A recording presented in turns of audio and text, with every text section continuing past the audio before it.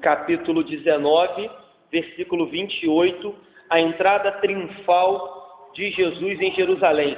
A gente já pregou mais de 100 vezes no Evangelho de Lucas, e até aqui Lucas nos contou tudo que o Espírito Santo queria nos informar acerca do ministério de Jesus. Agora ele vai entrar na consumação, se assim a gente pode dizer, do ministério, na morte, na perseguição e já na ressurreição do nosso Senhor Jesus. Então, esse é o momento que a gente vai entrar agora. Vamos ler? Versículo 28 vai dizer assim: e dito isto, prosseguia Jesus subindo para Jerusalém. Dito isto o que, pastor? Aquilo que a gente pregou domingo passado à noite.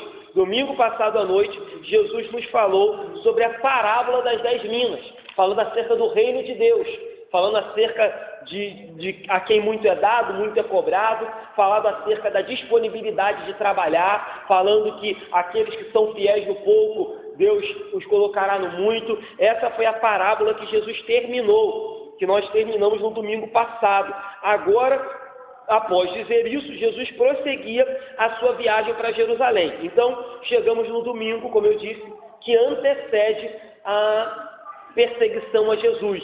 E aí, quando Jesus vai entrar, a gente vai ler já em Jerusalém, quando Jesus cumprir essa profecia que estava em Zacarias, vou ler para os irmãos, lá em Zacarias, no capítulo 9, no versículo 9, diz assim: alegra-te muito, ó filha de Sião, exulta, ó filha de Jerusalém, eis aí te vem o teu rei, justo e salvador, humilde, montado em jumentinho, num jumentinho, cria de jumenta. Então, essa passagem que a gente vai ler agora, ela está cumprindo, ou ela é em cumprimento à profecia de Zacarias 9:9. Jesus vai cumprir. E quando Jesus cumpre essa profecia, ele primeiro acende a ira dos religiosos. Eles vão colocar agora em prática, em execução, o plano para tirar a vida de Jesus, mas mal sabiam eles que quando se levantassem para matar Jesus, a ira deles estava nada mais, nada menos do que cumprindo a vontade, o plano do Pai, que era que Cristo morresse pelos pecados dos seres humanos. Então, eles vão se irar com a entrada de Jesus em Jerusalém. Eles vão ficar extremamente revoltados com o louvor e a honra que Jesus vai receber. Mas mal sabiam eles que o plano para tirar a vida de Jesus somente entraria em acordo com aquilo que Deus queria desde o início, que o Cristo padecesse e derramasse o seu sangue na cruz do Calvário por nós. Então você vê, o ser humano acha que tem um controle sobre a humanidade, sobre a história, mas na verdade seus planos, seus propósitos, as suas maldades, na verdade são inclusive permitidas e utilizadas por Deus para cumprir o propósito final, que era que Cristo fosse à cruz pela mim e pela sua vida. E aí o texto segue, vamos ler 29 e 30, diz assim: ora, aconteceu que ao aproximar-se de Betfagé, ou Betfagé, e de Betânia, junto ao Monte das Oliveiras, enviou 2 de seus discípulos, dizendo-lhes: ide à aldeia fronteira, e ali, ao entrardes, achareis preso um jumentinho, que jamais homem algum montou. Soltai-o e trazei-o. Então, começa amanhã de domingo, a caminhada se aproxima de uma cidade, que diz aqui que essa cidade fica entre 2 cidades, próximo ao Monte das Oliveiras, próximo a Jerusalém. E Jesus pega 2 de seus discípulos e envia, para cumprir, como eu já disse, aquilo que estava escrito em Zacarias 9:9. E Jesus dá detalhes.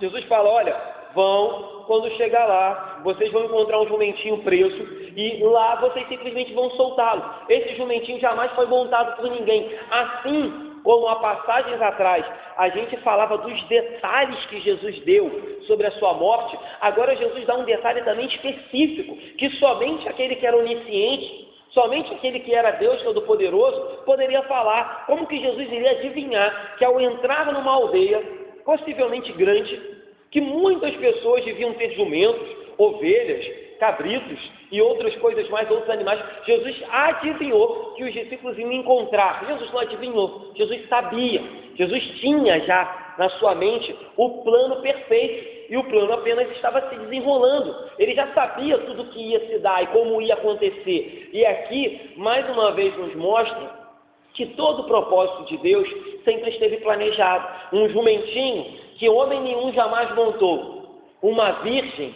que jamais conheceu um homem, mas deu à luz ao Filho de Deus. O túmulo dele, a Bíblia diz que foi um túmulo que jamais foi utilizado.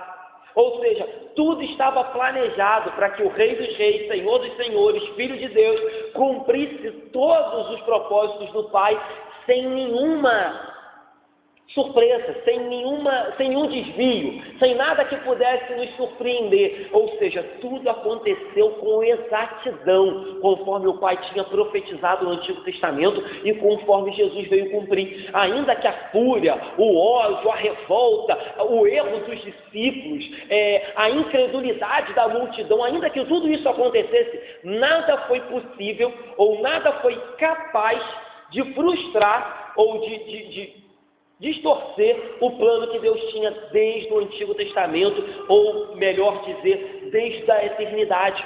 Ou seja, era uma virgem, a virgem estava lá. Era o túmulo estava lá. Era o jumento estava lá. Era uma casa, quando Jesus, daqui a pouco, Jesus vai dizer para os discípulos, a gente vai pregar esse texto, olha, vão e vocês vão achar um lugar para que a gente possa fazer a nossa última ceia, para que a gente possa fazer a Páscoa. Entrem lá e aprontem a Páscoa. Ou seja, tudo aquilo que Jesus precisava, ou tudo aquilo que estava profetizado no Antigo Testamento, se cumpria de forma extremamente natural, ainda que Herodes, Pilatos, Roma, fariseus, o diabo a quatro se levantasse.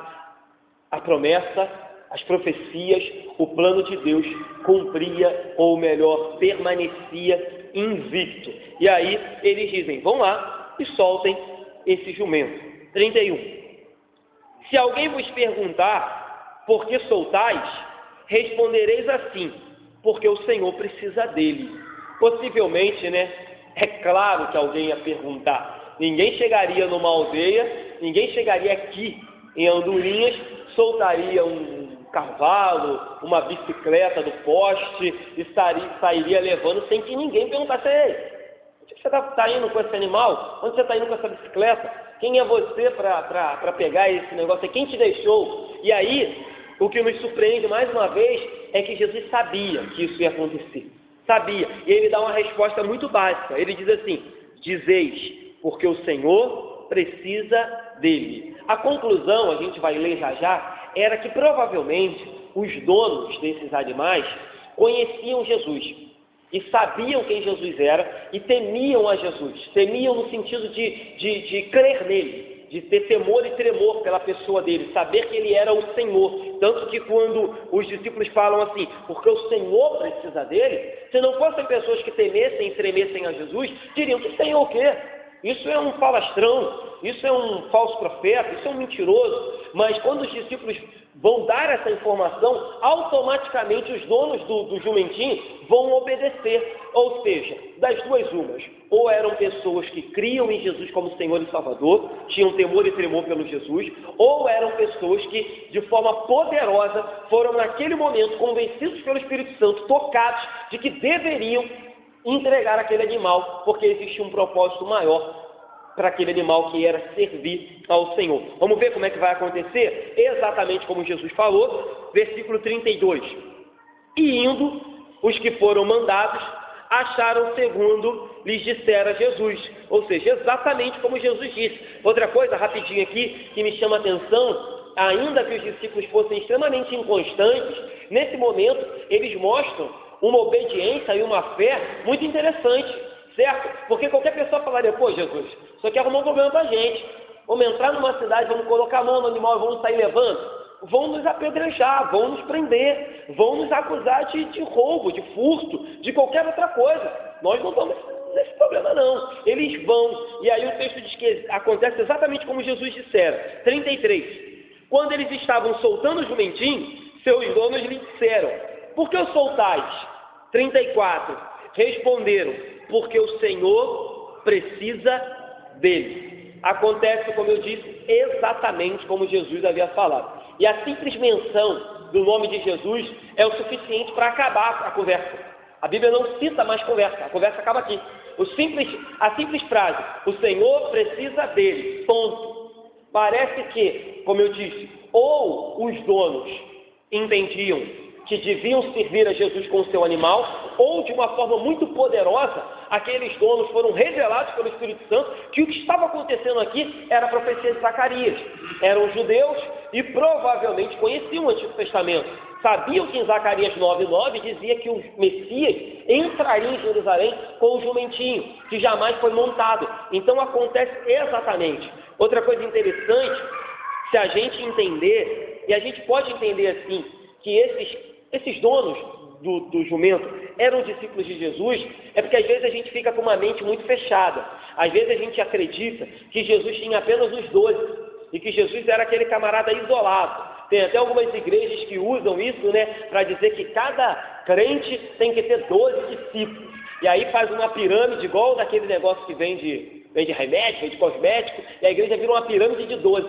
Mas não é isso. Se a gente lembrar, eu já preguei aqui, Jesus enviou um grupo de 70, depois tem um grupo que diz que não tinha nomes, tem um grupo de mulheres. O pastor que pregava ontem na nossa reunião até falou que esse grupo de mulheres que Lucas cita deve ser a primeira união feminina, que o texto diz que muitas mulheres serviam a Jesus com as suas propriedades e com os seus bens, ou seja, Jesus tinha muitos discípulos, e pode ser que esses que a gente está vendo aqui eram também discípulos de Jesus, como o camarada que cedeu o túmulo era discípulo de Jesus, o José de Arimateia, como aqueles que cederam a casa para fazer a última ceia eram discípulos de Jesus, assim como a família de Timóteo, que depois Paulo vai dizer que a família, sua avó e a sua mãe criaram Timóteo no caminho do Senhor, eram discípulos de Jesus. Ou seja, às vezes a gente fica com a gente se limita a crer que Jesus só tinha os 12, mas não, Jesus tinha muito mais discípulos.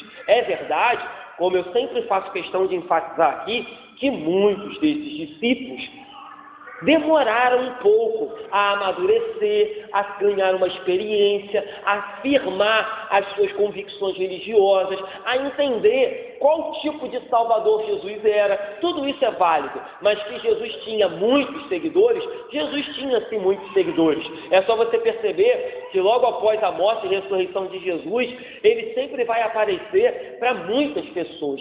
Sempre tem um grande ajuntamento, sempre. Então, a gente tem que quebrar um pouco esse paradigma de que Jesus tinha poucos seguidores. Contudo, é verdade também dizer o seguinte, queridos.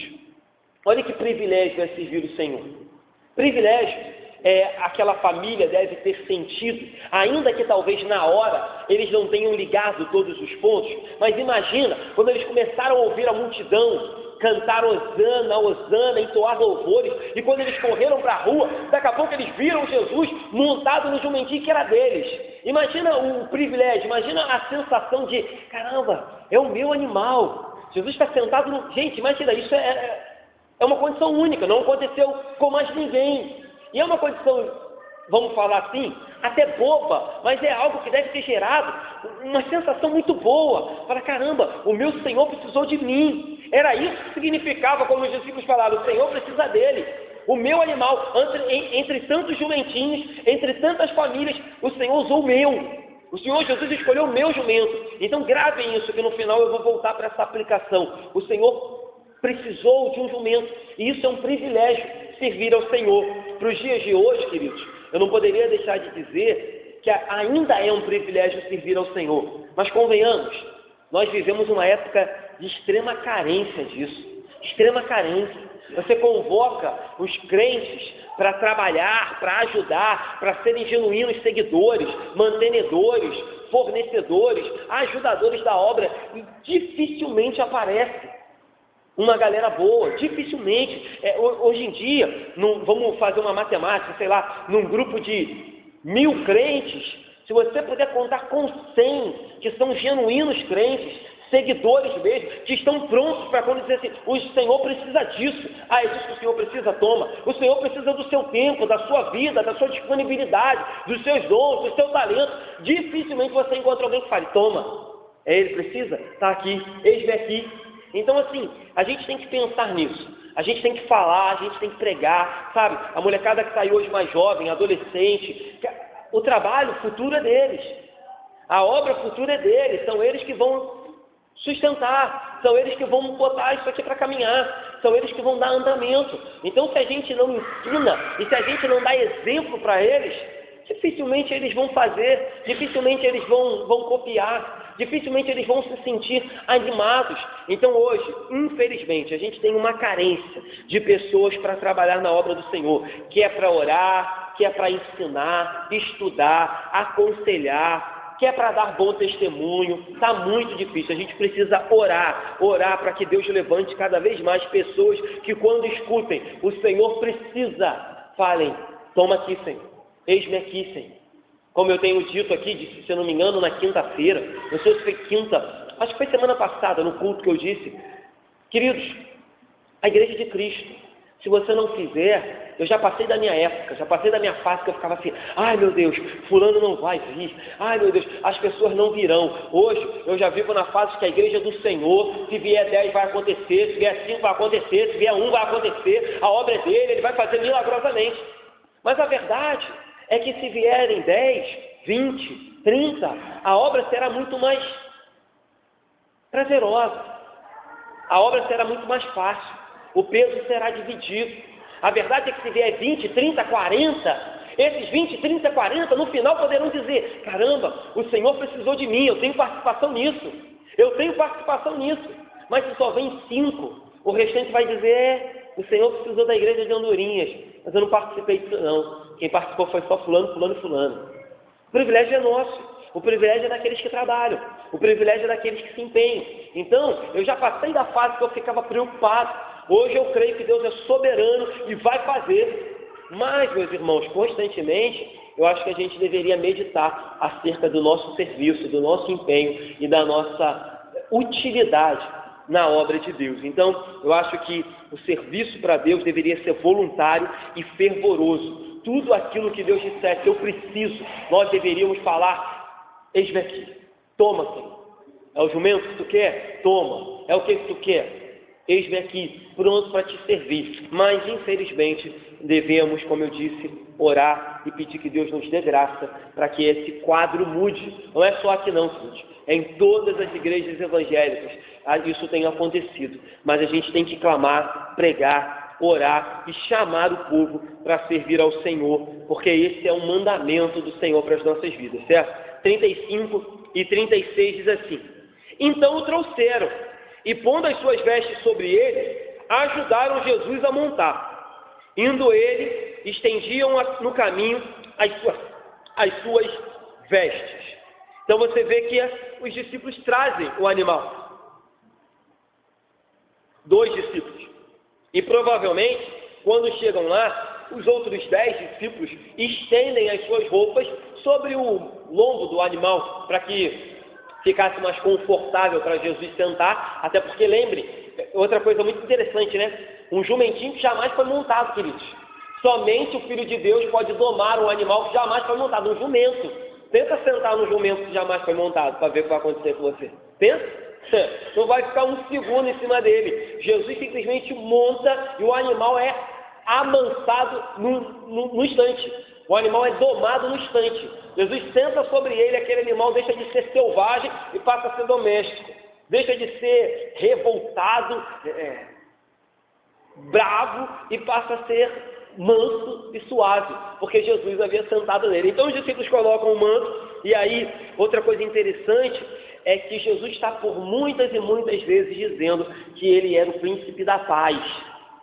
E essa entrada em cima do jumentinho tem também uma ligação. O primeiro que lá em Zacarias já dizia isso, o teu príncipe, o humilde, o texto fala, o teu rei, salvador, humilde, montará um jumentinho. Por quê? O jumento era um animal associado a momentos de paz, de festa, momento de tranquilidade, diferente dos reis e dos militares que vinham sempre montados em grandes cavalos, em grande cavalaria. E isso já era um sinal também para Israel, que Jesus não seria aquele libertador que eles queriam, montado num cavalo branco, com escudo e espada na mão, mas ele seria um rei humilde, montado no jumentinho para trazer paz. Em vez de matar, ele daria sua vida. Em vez de impor, ele entregaria a si mesmo de forma voluntária. Em vez de entrar em Israel e em Jerusalém e tomar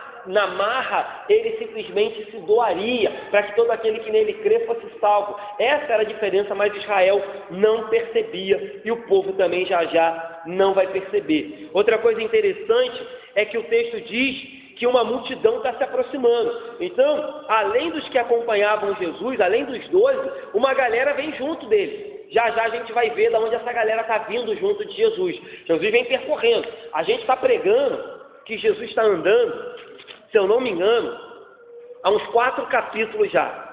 Se eu não me engano, desde o capítulo 15 ou 16, Jesus já está caminhando para Jerusalém. E por onde Jesus passa, um grupo vai se juntando. Mas já eu vou falar para os irmãos aqui da onde se juntou um grupo maior ainda na caminhada de Jesus. Então, outra coisa interessante que os irmãos vão perceber é que por várias passagens, quando as pessoas tentaram colocar Jesus como rei, quando as pessoas tentaram anunciar a divindade de Jesus, quando as pessoas tentaram dar publicidade para o ministério de Jesus, ele falava, não fique quieto, não conte para ninguém, não faça isso não, vá e conte ao sacerdote, vá e se apresente lá para que as pessoas vejam que você está curado. Ele fazia questão de que as pessoas não dessem publicidade, mas agora parece que ele faz questão de que todos vejam que o Salvador, o Redentor, o Filho de Deus está entrando em Jerusalém, cumprindo a profecia, montado no jumento. Agora parece que Jesus quer que os olhos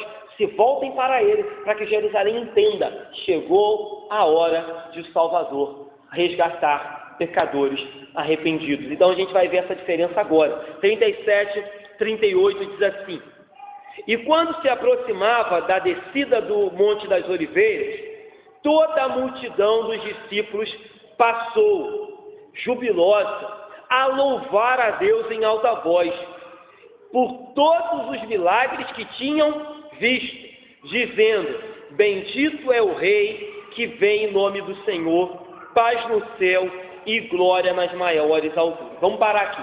É importante frisar, como eu disse, que Jesus está caminhando para Jerusalém. O que eu disse que vai acontecer em Jerusalém? A Páscoa vai acontecer já, daqui uns dias. Então pessoas de todos os lugares. Israel estava disperso. Israel foi espalhado pela face da terra. Mas quando era a Páscoa, Israel vinha em peregrinação rumo a Jerusalém. Então é provável que aqui uma grande galera já se ajuntou a essa multidão, a essa grande, poderia dizer, carreata, né? Carreata não, porque é de carro. Comitiva, obrigado, esposa. Comitiva a Jerusalém. Então, o povo começa a se ajuntar e, de repente, os discípulos começam a entoar louvores. E a gente sabe como é que é o povo, né? Um canta, todo mundo canta. Um puxa, todo mundo vai atrás. E aí a grande multidão se alegra e começa a regozijar-se acerca de Jesus.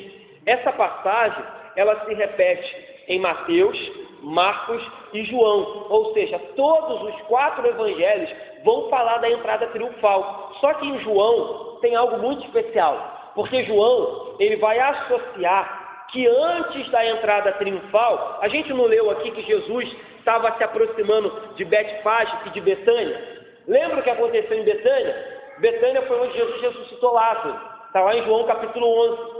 E em João capítulo 11, a ressurreição de Lázaro acontece justamente nesse momento, porque Lázaro é ressuscitado em João capítulo 11, e em João capítulo 12 começa a entrada triunfal, só que Lucas não fala da ressurreição de Lázaro. Então, muita gente que estava junto aqui tinha acabado de ver a ressurreição de Lázaro. Muita gente estava vindo de Betânia atrás de Jesus. Eles tinham acabado de presenciar a ressurreição. Você lê lá em João, capítulo 11, o texto diz assim: soube numerosa multidão dos judeus que Jesus estava ali, em Betânia. E lá foram, não só por causa dele, mas também para verem Lázaro, a quem ele ressuscitara dentre os mortos. Mas os principais sacerdotes resolveram matar também Lázaro, porque muitos dos judeus, por causa dele, voltavam crendo em Jesus. Então, grande parte do ódio e do plano para matar Jesus tomou mais vida, tomou mais gana agora, porque Lázaro estava vivo e a multidão de Betânia caminhava atrás de Jesus, e todos que viam Lázaro se arrependiam e criam em Jesus. Então o povo estava irado, e aí o texto diz assim: eles louvavam a Deus em alta voz por todos os milagres que tinham vistos. Provavelmente muitos milagres. João, no final do seu capítulo, diz assim no seu livro: olha, se todas as coisas que Jesus fez fossem escritas, não caberiam nos livros de todo mundo. Ele diz assim, João, no capítulo 20, se não me engano. Sou sempre ruim de gravar essas coisas, mas enfim.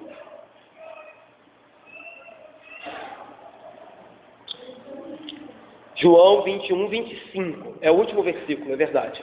Há, porém, ainda muitas outras coisas que Jesus fez. Se todas elas fossem relatadas uma por uma, creio eu que nem no mundo inteiro caberiam os livros que seriam escritos. Então, João deixa bem claro quem era Jesus, né? A gente tem só uma palhinha, a gente tem só um gostinho daquilo que Jesus fez e do que ele, da grande revolução que ele causou. Então, eles louvavam a Deus pelos muitos milagres, mas com certeza o milagre de Lázaro devia ser aquele milagre que no momento estava mais evidente no coração do povo, e o povo simplesmente se louvava e se empenhava em exaltar o nome do Senhor.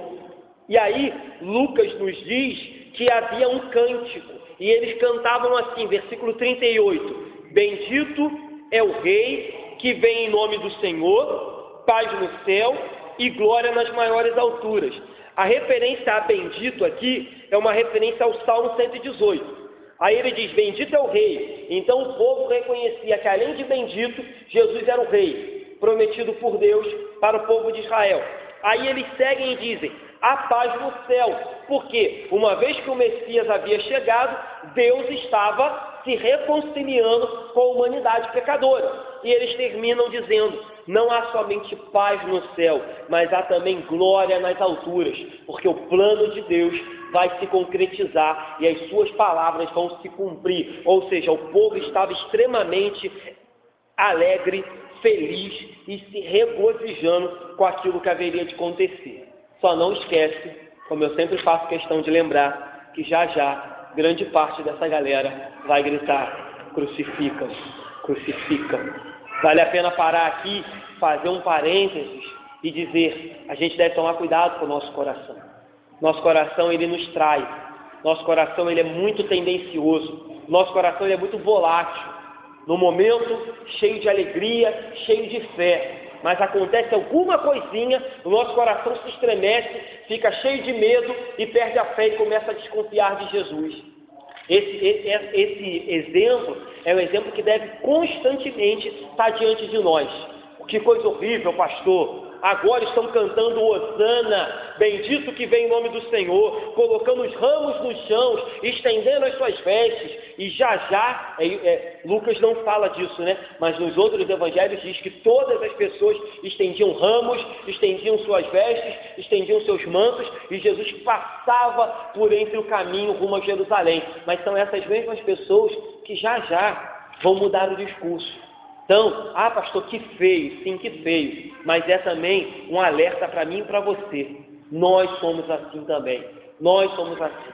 Hoje, 100% Jesus, amanhã, por causa de um detalhezinho, a gente se vê contradizendo toda a nossa história, todo o nosso testemunho, toda a nossa história de fé e de vivência. Então, cuidado, meus irmãos, foram eles, mas nada impede que amanhã ou depois sejamos nós fazendo isso. Então, vigie a cada dia. Não é isso que diz a Bíblia? Aquele que está de pé, vigie para que não caia. Então, vigie. Não confie no seu coração. Não confie no seu tempo de igreja. Não confie no seu estudo bíblico. Não confie em quantas vezes você já leu a Bíblia, em quantas vezes você ora. Confie no Salvador, no Jesus, no Espírito Santo. Lembre-se que a Bíblia diz que enganoso é o coração do homem, que há caminhos que parecem de bênção, mas no final são de morte. Lembre-se disso, que a Bíblia diz que corrupto é o coração do homem, que maldito é o homem que confia no próprio homem. Lembre-se sempre disso, quando você começar a se achar bom demais, porque é um detalhezinho para que a gente saia de Hosana para crucificam, certo? Vamos seguir 39 e 40. Ora, alguns dos fariseus lhe disseram em meio à multidão: Mestre, repreende os teus discípulos. Mas ele lhes respondeu, esse versículo é sensacional: asseguro-vos que, se eles se calarem, as próprias pedras clamarão. Isso é maravilhoso, né? Os fariseus, mais uma vez, ressentidos, né? Que Jesus estava ganhando honras e glórias, que Jesus estava sendo chamado de rei, que Jesus estava sendo reconhecido como o Senhor, como enviado de Deus para ter paz no céu e glória nas alturas. Eles vão a Jesus. Além de tudo, são covardes, porque por diversas vezes a Bíblia dizia, mas eles temiam a multidão. Já já a gente vai falar sobre isso na pregação da semana que vem. Jesus vai fazer uma pergunta para os fariseus e o texto diz assim: mas com medo da multidão, eles disseram, não sabemos responder. Eles eram covardes, então eles se ajuntam, vão até Jesus e dizem assim: Jesus, repreende os seus discípulos, repreende, vai deixar eles te chamarem de Senhor, vai deixar eles associarem o Senhor à profecia de Zacarias. E aí Jesus vem com uma resposta sensacional. Isso só tem em Lucas.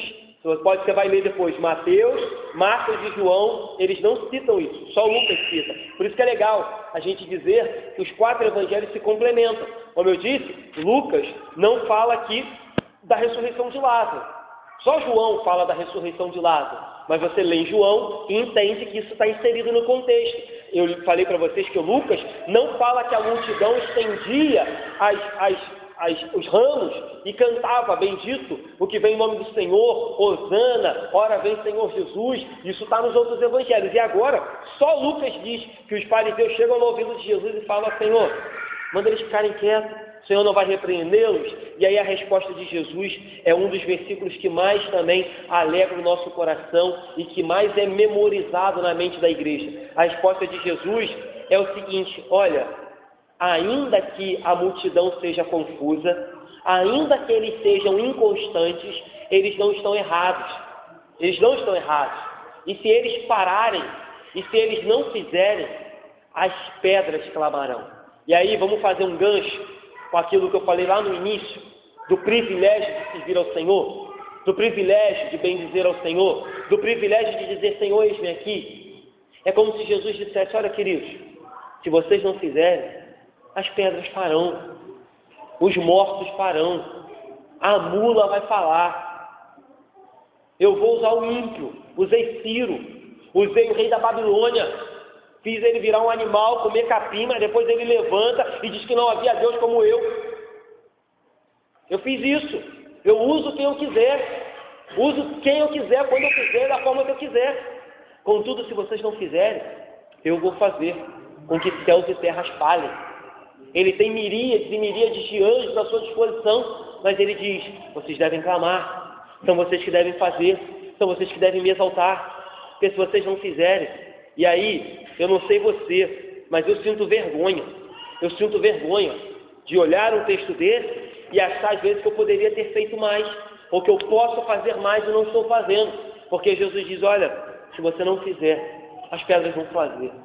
E isso é vergonha para Jesus? Não, porque se um dia for necessário que as pedras clamem, que a mula fale, que os ímpios sejam utilizados, que anjos desçam para pregar o Evangelho, a glória de Deus vai se manifestar. Mas para mim e para você que é crente, vai ser vergonhoso. Vai ser vergonhoso saber que foi necessário o nosso Deus fazer uso de ímpios, fazer uso de mula, de pedra, enviar anjos, porque eu e você fomos omissos na nossa obrigação. Eu e você não fizemos a nossa parte, que era falar do nome dele para aqueles que precisam de Jesus. É assim que o texto termina. Então, só para lembrar aquilo que a gente falou há um tempo atrás da cegueira, lembra? Eu falei que tem cegos que não querem ver e não deixam outros ver. Os fariseus não queriam confessar Jesus e não queriam deixar os outros confessar. Eles dizem: Jesus, manda os seus discípulos ficarem quietos, manda os seus discípulos se calarem, Ou seja, cuidado. Cuidado com aqueles que não querem servir a Jesus também na igreja. Cuidado com aqueles que não querem servir Jesus na igreja e desanimam os outros. Cuidado com aqueles que não querem entregar a sua vida ao Senhor completamente e desanimam você que faz. Cuidado com aqueles que se decepcionam com alguma coisa que acontece na igreja, que é verdade. Na igreja acontecem algumas coisas que nos decepcionam. É verdade, isso é fato. Mas aí querem influenciar você por causa da decepção deles. Cuidado com aqueles que já estão cansados, desanimados e querem influenciar você. Era isso que os fariseus estavam fazendo. Eles não queriam ver, eles não queriam confessar, eles não queriam servir, eles não queriam obedecer, mas não bastava eles. Eles queriam que os outros fizessem a mesma coisa que eles. Então hoje, cuidado com isso também. Cuidado com as pessoas que tentarem dizer para você que você é bobo, que você é tolo, que você está fazendo demais, que você está perdendo o seu tempo. Meu irmão, a gente serve ao Senhor Todo-Poderoso. A nossa vida é dele. Então cuidado com isso. Cuidado quando as pessoas tentarem colocar em dúvida a sua dedicação, o seu empenho, a sua fidelidade. Cuidado quando as pessoas falarem que você é muito radical, você é muito empenhado, você é muito bitolado. Vão usar esse tipo de palavras para dizer que você não deveria servir ao seu Senhor com tanto empenho. Contudo, na verdade, eles não querem e não querem que você faça. Porque a verdade é essa. Vamos ser sinceros? Tem até uma frase, bem horrível aí do mundo, mas a verdade é que as pessoas que estão vivendo uma vida miserável, seja qual for, elas sempre querem puxar alguém para estar junto com elas. Elas nunca querem dizer, olha, me ajuda para chegar aonde você chegou, me ajuda a sair da condição que eu estou agora, para estar na condição que você se encontra. Não, o que eles desejam fazer é o contrário, é puxar você para a mesma situação que eles estão vivendo. É sempre assim, seja financeira, seja espiritual, seja na família. Se o camarada teve uma decepção na família, o casamento dele acabou, ele quer convencer todo mundo de que casamento não presta. Se o camarada teve uma decepção com o pastor fez um erro com ele quer convencer todo mundo que pastor não vale nada, todo pastor. É sempre assim. Então você vai ver isso no mundo. As pessoas não estão satisfeitas de estar passando por problemas. Eles querem puxar todo mundo com seus problemas. Então a pessoa está numa baixa espiritual, quer puxar todo mundo junto com ele. Então não se deixe, meus irmãos. Não se deixe levar por esse grupo de pessoas. Pelo contrário, sempre tente mostrar que há gozo, alegria e regozijo em servir ao nosso bom Deus.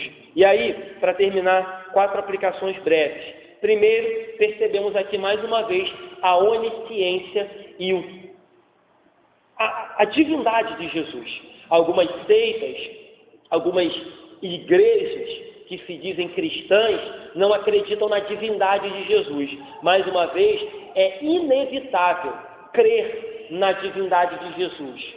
Ele já provou por diversas vezes que ele é o Filho de Deus Todo-Poderoso e que ele é divino, como ele prova aqui pra gente.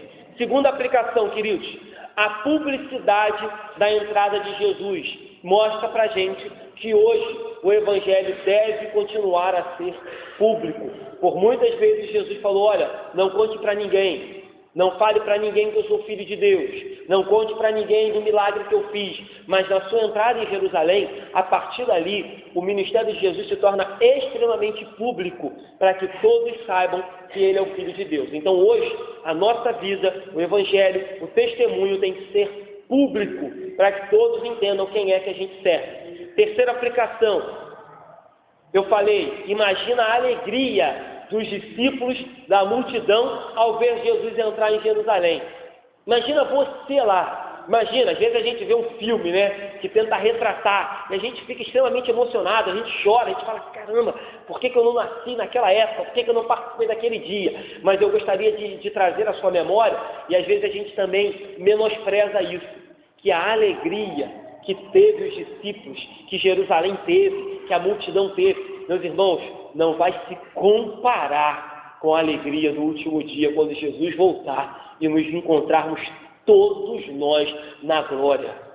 Eles disseram: se cumpriu, é verdade, está se cumprindo a profecia de que o Messias viria. A nossa fala vai ser: se cumpriu, é verdade, ele vive e reina, e aqueles que creem nele morarão eternamente com ele na glória. É verdade, eu me encontraria com o Pai. É verdade, eu veria a Santíssima Trindade. É verdade, tem uma boda preparada para mim, tem uma mesa preparada para mim, há moradas para mim. Essa será a nossa fala. Essa será a nossa alegria. Ainda que a gente às vezes minimize isso, fale: ah, pastor, isso é muito espiritual, isso é muito difícil de imaginar. Pense, e faça igual aqueles desenhos, Fantástico Mundo de Bob, viaje, faça igual Nárnia, entre no armário e tente se transpor para aquele dia e ver se a multidão não conseguiu se segurar quando viu Jesus entrar em Jerusalém. Imagina como será quando a igreja vir Jesus descer nas alturas, buscando os seus santos lavados e remidos pelo sangue do Cordeiro. Eu não vou nem falar mais, porque toda vez que falo nesse tema, me dá vontade de chorar, porque deve ser algo muito louco, deve ser algo extremamente maravilhoso. Então, meus irmãos, guarde essa promessa, guarde essa alegria. Às vezes a gente se deixa abater por muita coisa. Às vezes coisas bobas da nossa vida nos abatem, tiram a nossa alegria, tiram o nosso desejo de viver, tiram o nosso gozo, tiram o nosso regozijo. Às vezes algumas coisas tristes mesmo, tiram. Mas, meus irmãos, lembre o que está reservado para a gente. Olhos não viram, ouvidos não ouviram, nem jamais penetrou o coração do homem. É isso que diz a Bíblia. Eu não sei, não faço a mínima ideia, mas eu espero e aguardo e sei que será sensacional aquele grande dia. Não terá alegria que se compare àquele grande dia. E a última, falei que ia voltar lá para o início, quando eu falei: guarde essa frase, o Senhor precisa dele. Eu queria terminar fazendo a última aplicação, dizendo assim: queridos, pense comigo, a gente está falando da segunda pessoa da Trindade, a gente está falando do Verbo encarnado, do Filho de Deus, do Criador, do Alfa e o Ômega. E ele se permitiu, entre aspas, precisar.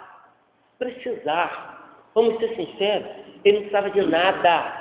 Ele era criador de tudo, ele era dono de tudo, ele podia mandar, como ele diz: olha, Pedro, pare de bobagem, já a gente vai ver, quer pegar a espada para quê? Se eu mandar, se eu pedir, o Pai manda um exército de anjos aqui, acaba com essa brincadeira. Ele era o dono. E aí a gente vê em determinadas passagens ele dizer assim: eu preciso de um jumento, eu preciso de discípulos, eu preciso de uma casa, eu preciso preparar uma ceia, eu preciso de comida, eu tive fome.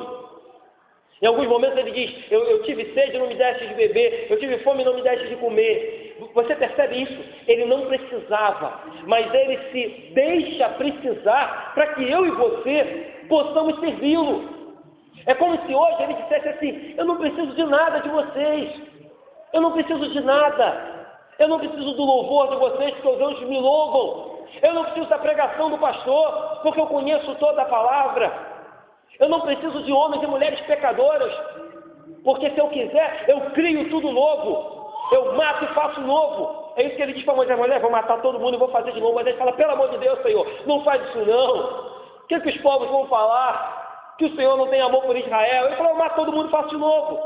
Mas é como se ele dissesse: eu não preciso de nada, mas eu vou me permitir precisar para que vocês me sirvam, para que vocês me deem louvor, para que vocês orem, para que vocês me exaltem, para que vocês ofertem, para que vocês participem da minha obra. Eu posso usar pedras, eu posso usar mula, eu uso jumentos, mas eu vou usar homens e mulheres. Gente, isso é muito privilégio. É muito privilégio falar: quem sou eu? Quem sou eu? Mas o Senhor dos céus e da terra falou: eu preciso de você. Eu vou usar você na minha obra. Eu vou usar você para espalhar o Evangelho. Eu vou pegar a tua vida miserável, pecadora, a tua história de vida terrível, para que as pessoas olhem para você e digam: olha como Deus é poderoso, olha como Deus é soberano. Eu vou usar a tua vida. Pense nisso, meus irmãos. Um Deus que não precisa de nada olhou do céu e falou: eu vou me deixar precisar de vocês. Isso é um privilégio que a gente não pode deixar passar. Não deixe passar. O Criador hoje tem dito para mim e para você: eu preciso de vocês. entre aspas, né? Eu preciso de vocês. Se coloquem à disposição, eu vou usá-los do meu louvor, para a minha glória, para a minha honra. Bem, vamos terminar?